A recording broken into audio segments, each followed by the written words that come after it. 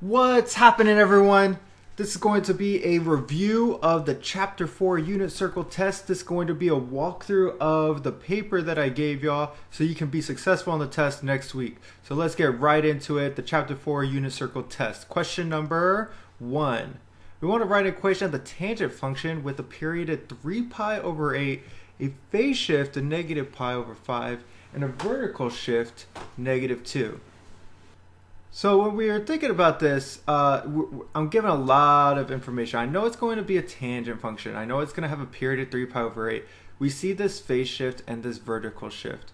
So what I'm thinking is we're going to have y equal to a tangent of bx minus h plus k.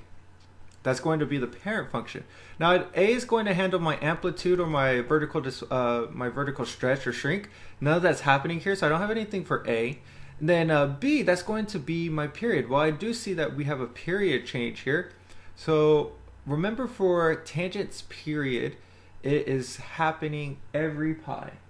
So we're going to have pi over B is equal to 3 pi over 8. Well, we just need to figure out what is this b term.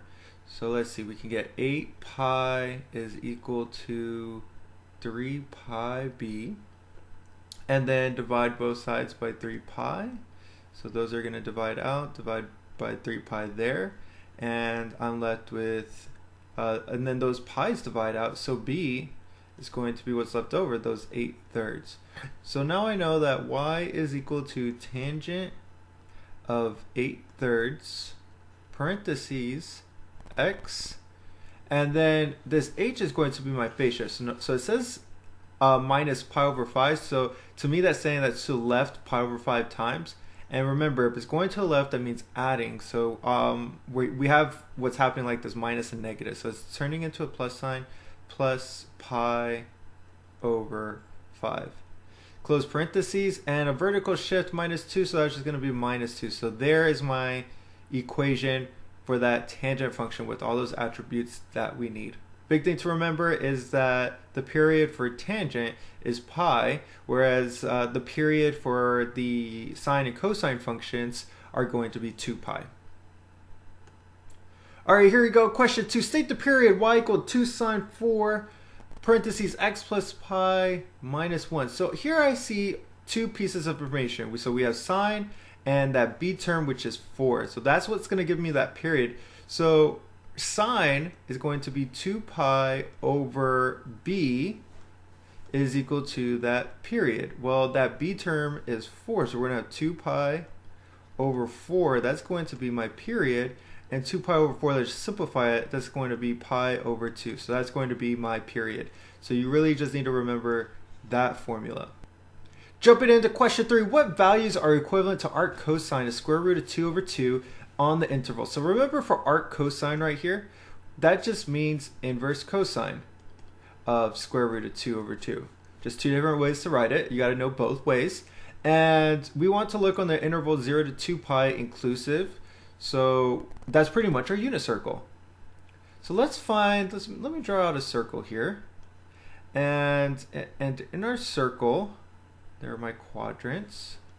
And we want to find, all right, where's cosine square root of 2 over 2? Well, square root of 2 over 2 is nice. That's going to be right here. That's that, and if I write out that coordinate, I'm thinking, okay, so square root of 2 over 2 comma square root of 2 over 2. So for cosine, I see that those are going to be my x values. And I want the x value, I want cosine to be positive square root of 2 over 2. So I found one. Well, what is this angle? That angle is going to be pi over 4. You got to know the unit circle is not going to be given to you when you take that test next week. And then, so we have pi over 4 here. And there's going to be another one on this interval 0 to 2 pi. So I'm thinking, all right, well, when is this x positive? Well, that's everything on the right side of the y-axis. So we look over here. This is going to be square root of 2 over 2 comma negative square root of 2 over 2. All right, but we're only looking at those x terms. This is exactly what I need. So what is this one? Well, that's pi over 4 up there, and then we have 2 pi over 4, 3 pi over 4, 4 over 4, 5 over 4, and then 6 over 4. And lastly, here we end up at our angle that we're at. That's going to be 7 pi over 4. So those are going to be the two angles that we're looking for in our answers. All right, question 4. We want to write the vertical asymptotes for the graph of y equal to secant x plus 3 on this interval, negative 2 pi to 2 pi. So let me think about what's happening here. So secant of x is going to have like an open U shape that opens up, and then one that opens down, and then up, and then down. So we're looking for where are those asymptotes happening, all right? And we want to write all of those asymptotes that are happening between negative 2 pi and 2 pi. Also, I'm also thinking about this plus 3. I know that that's not going to change the position of the asymptote, so I don't even need to worry about what that is doing. I'm really just looking at what is the parent function of secant of x plus 3. So let's kind of think about this. Secant is the reciprocal of cosine. So if I have 1 over cosine of x, that's what I want to think about. And if I think to my unit circle, when my value is 0, when x is 0, I get 1 over cosine of 0. Well, cosine of 0 is going to be 1. The coordinate there is 1, 0, so the cosine is 1.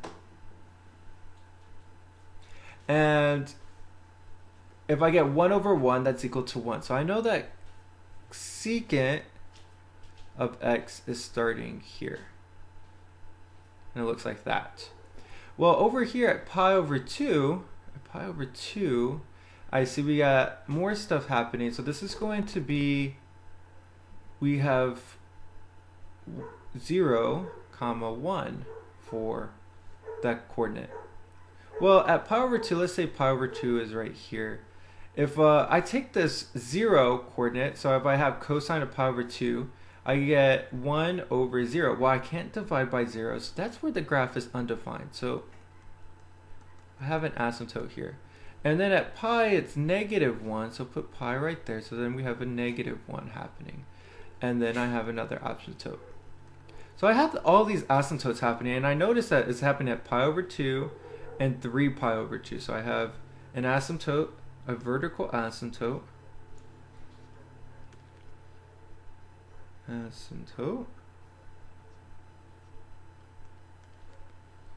at and if I want to do like the most negative one, well, it'll also happen at negative pi over 2 and negative 3 pi over 2. So I'll start there at negative 3 pi over 2. So negative 3 pi over 2, and then negative pi over 2, and then follow that up with positive pi over 2, and then positive 3 pi over 2. And that's where all those vertical asymptotes are happening in this interval. So again, I'm looking only at that interval. All right, here we go. We want to solve this equation for x squared minus 8x minus 2. Immediately, what we want to think about is, okay, can this be factored? The second thing you're thinking about is, wait, did we even study this? No, this is from a past chapter. This is even from your algebra days. So you still got to know it. I'm still going to test you on it. So let's get right into it.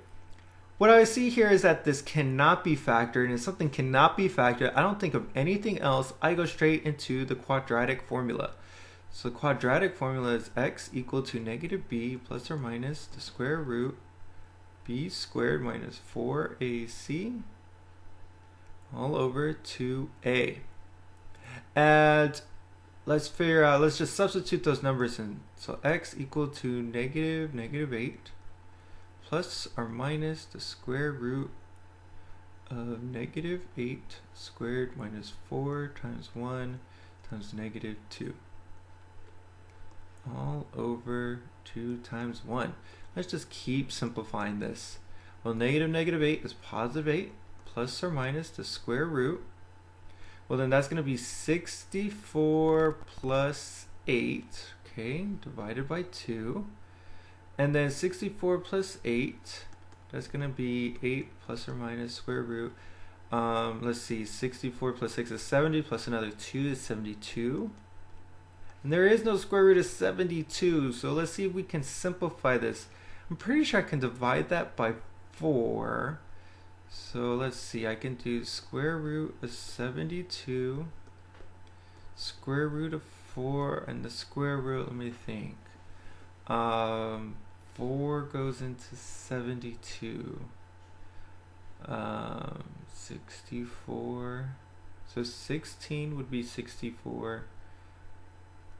18 would be 72. So square root of 18. Oops, I already had the square root there. So square root of 18. So yeah, let me just double check that. So 4 and 18. 4 times 8 is 32. And 4 times 1 is 4 plus 3. Yeah, 72. All right, that's nice. But square root of 18 can get simplified further. That's going to be square root of 9 and square root of 2. So this comes out to be 3. The square root of 4 is 2. So I had 2 times 3 times square root of 2. So let's see. X equal to 8 plus or minus, well, 2 times 3 is 6. Square root of 2 all over 2. And what's nice is that can get simplified more. X equal to, well, 8 divided by 2 is 4. Plus or minus, and 6 divided by 2 is 3, so 4 plus or minus 3 square root of 2. So those are going to be my 2 solutions for that quadratic equation given above. Next, we want to write a sine function for this graph. A sine function for this graph. Well, shoot. What do we want to do here?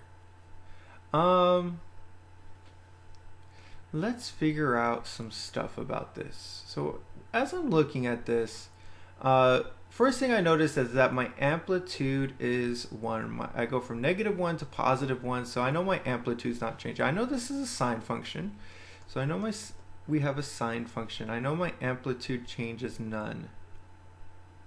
We have no amplitude change. Okay. Let's see. Sine normally starts at 0, and this one's going through 0, so there's no phase shift. So for my phase shift, we don't have anything happening there.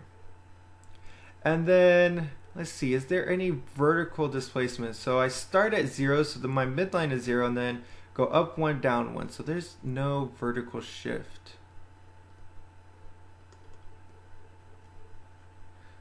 And let's see now.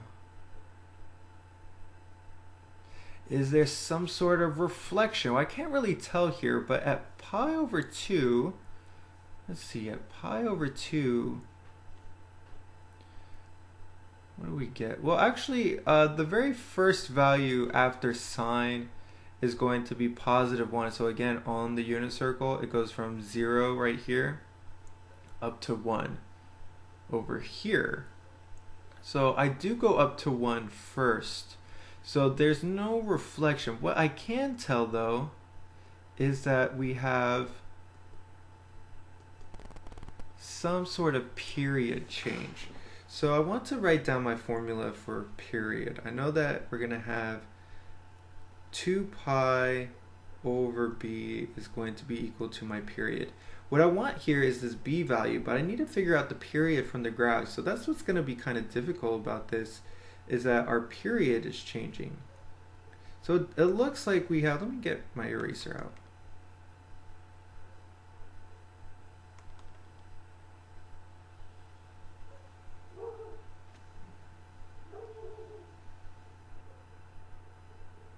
All right.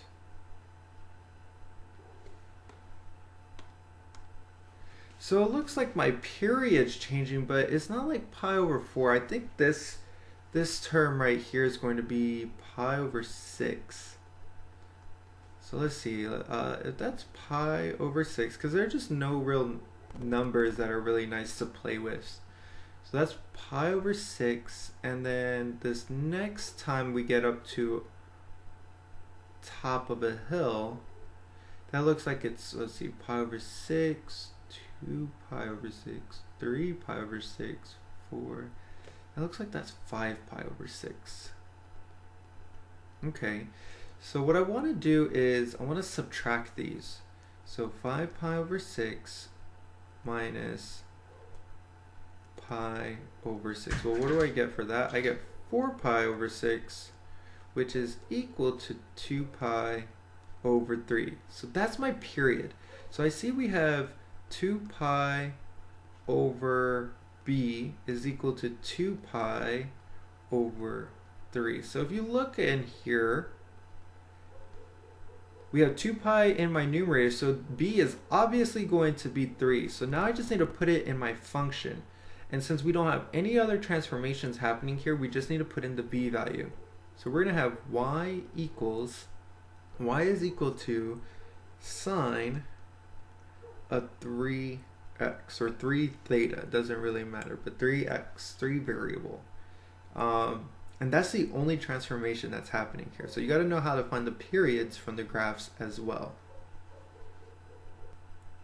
All right, next we want to see, when is the graph of tangent of theta undefined? So when are we divided by 0? So I want to think, all right, so the identity I gave us for tangent is going to be sine of theta over cosine of theta. Well, where is it undefined? Well, we want to have division by 0 because you can't divide by 0. So we need to figure out, when is cosine going to be 0? Back to the unit circle. Well, cosine is 0 up here at pi over 2, and then all the way again at the bottom at 3 pi over 2. But this isn't saying just on the unit circle. This one is just saying, where is it undefined? And so we're going to need to define all the values from negative infinity to positive infinity in order to get everything that we need. So what I see is, okay, these are all changing by pi, but it's only a half pi. But I don't want to just get 1/2 pi, because if I keep going up half a pi, I get all the pi's and 2 pi's in between. So I don't want those. But what I want to do is I want to say, okay, we're going to have k pi plus pi over 2. So wherever we end up, we're going to add a pi over 2, and that is going to be a spot where we're undefined. So let's think about this. If I substitute 0 in for k, that's going to get me 0 times pi, which is 0.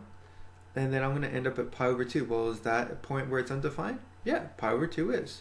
Then again, if I substitute in 1, then I'm going to get 1 pi. Well, 1 pi is over here on the left side of the unit circle. And if I add pi over 2, I'm going to end up down here at 3 pi over 2. Well, is that another point where it's undefined? So you see how we're dodging these sides and we're only getting that top and that bottom part of the unit circle? That's why we're having this k pi and we're adding pi over 2.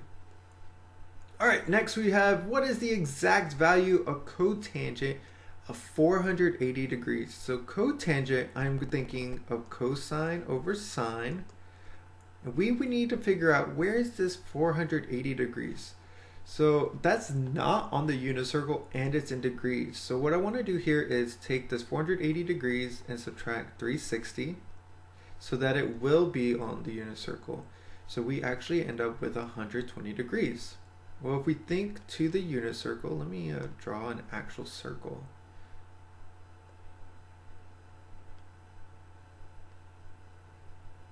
So if we think to the unit circle, the 120 is going to be right here. Well, what is that coordinate? That's going to be negative 1/2 comma square root of 3 over 2. Remember, it goes cosine and sine, so we just need to put in these values. I'm going to have negative 1/2 all over square root of 3 over 2, which is going to be negative 1/2 times 2 over square root of 3, which is negative, those 2's divide out, and we get negative 1 over square root of 3. Rationalize your denominator, and you get square root of 3, oh, that's negative, so negative square root of 3 over 3. So that's going to be our value for cotangent 480 degrees. Next, we want to see, what is the exact value of cosine of 17 pi? So I want to again make another unit circle. And we need to figure out what is the exact value of cosine 17 pi. So what I notice is that this is actually an odd pi, so it's going to go 1 pi, Then again, this is going to be, so 1 pi. And then if we keep going, it's going to be 2 pi. And then if we go again, it's going to be 3. And then this is going to be a 4, and then a 5. So all my odds are happening over here in this spot. So cosine of 17 pi, that's going to be over there. Well, that coordinate is -1, 0. Cosine is my x value. So this cosine of 17 pi is equal to -1. That's it. Next we have expand this log. 2 log of 6x squared on 4y cubed. We want to expand all of that out. You know, again, you might be looking at this and be like, we didn't do this. Except we did, just not in this chapter. We did this back in, what, like November? So you still have to know it. So the first thing I see is that we have this division, so we want to split that up with a log using subtraction. So I'm going to have 2 log 6x squared minus 2 log of 4y cubed. Okay, and then you also had to distribute that 2 into both of those. And then I have some multiplication happening here. So I want to have 2 log 6 plus, let's see, 2 log x squared minus what? So minus 2 log 4 plus, actually no, it's going to be another minus sign because it's all getting subtracted. Let's fix that.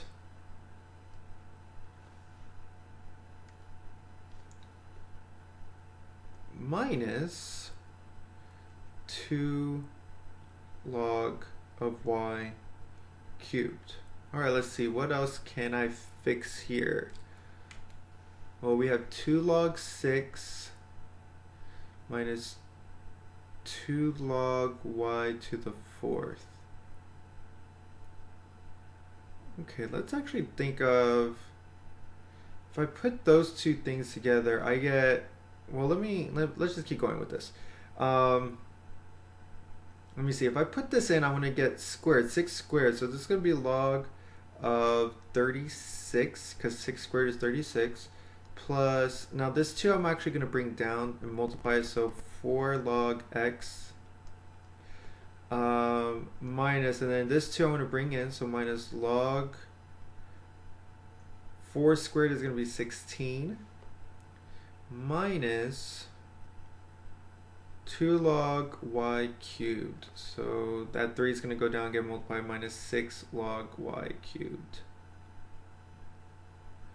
Let me see. I don't think there's anything else, but these 2 log of 36 and a log of 16, that might have something happening, but I don't think so. Because 36 over 16, that's going to get us, let's see, those are both divisible by 2, so 18 over 8, which is 9 over 4. That doesn't really help anything. So actually, we're going to say this right here is going to be the expanded form. And actually, there's a little mistake over here. This y cubed, I took it down and multiplied by 2 and 3, but I forgot to take the 3 off. So there's that. And there might be extra things that we can do with this, but this is pretty much all we're looking for when we're asking us to expand it. Next, we have, what is the reciprocal for cosine of x? Well, the reciprocal function for cosine of x is secant x. Done. But what does oscillate mean? So oscillate means when you go up and down, up and down, up and down, up and down. So this is a function that oscillates. It goes up and down, up and down, up and down, up and down. That's it. 12. If sine of theta is equal to negative square root of 3 on 2 and theta is in quadrant 4, what is the value of tangent of theta? All right, lots of information here. But what I notice here is, first I want to build a unit circle. And I'm going to think, where is positive square root of 3 over 2? And sine is positive square root of 3 over 2 right here, and that value is pi over 3. What I know is this is actually in quadrant 4, so I'm going to put it there. And what is that? Well, that's 1, 2, 3, 4, 5 pi over 3.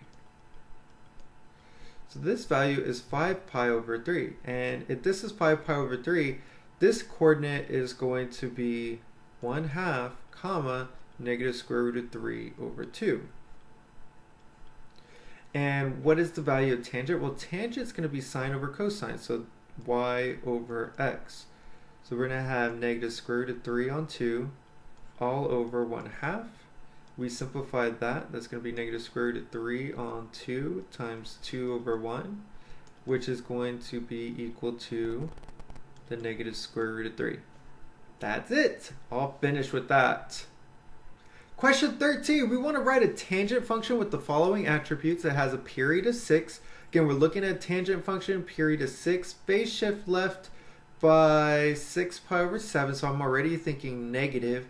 And a vertical shift up by 2, so up is going to be a positive 2. So tangent function, period shift, phase shift, and a vertical shift. So phase shift, remember that's left and right, vertical shift up and down. So I want to write out my parent equation. Y is equal to a tangent b parentheses x minus h close parentheses plus k. Again, there's no a term in this one because there's no reflection or amplitude change. So y is going to be equal to, well, the big thing is we need to figure out what is that b value. Well, we're going to have a period of pi over, the period is 6, so it's going to be pi over b is equal to 6, just 6. Well, I'm going to multiply and divide. I'm going to get b is equal to pi over 6. That's going to be my value for b. So I'm going to put that in. So tangent of pi over 6 parentheses. Now we are having a phase shift left by 2, so that's plus. So minus a negative is plus. So x plus 6 pi over 7 close parentheses plus k, and it says up to, so plus 2. This is exactly what we're looking for our equation that matches that description. Next, we want to graph the function y equal to sine x minus 3 pi over 2 minus 1.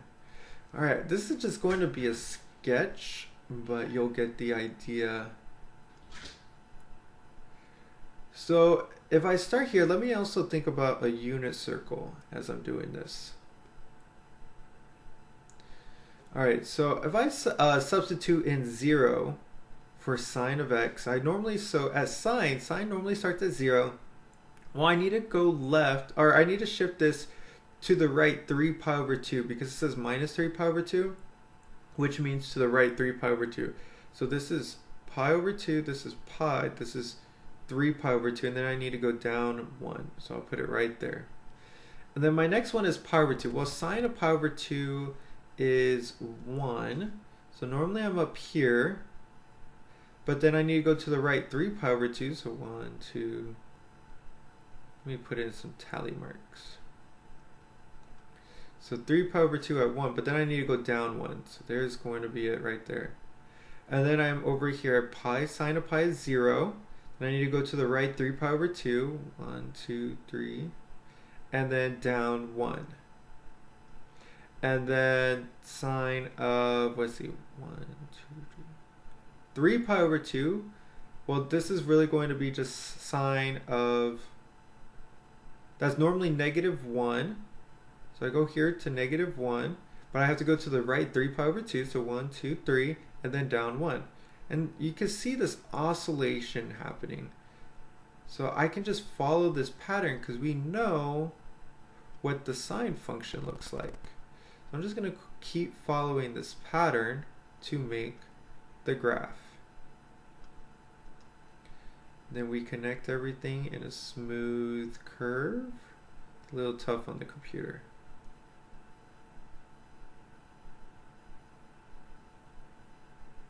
There we go. That's our sine function. Of course, on the test, I'll give you a graph to actually put it on and be really neat with your graph.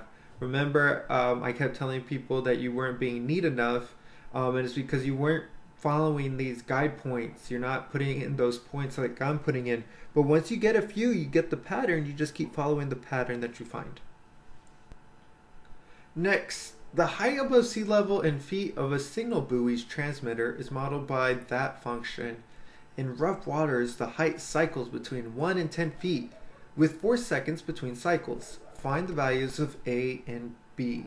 Okay, this isn't that bad because we know that the height cycles between 1 and 10 feet. So we need to find actually the midpoint and then find the value from the middle to each of the, from 1 to 10.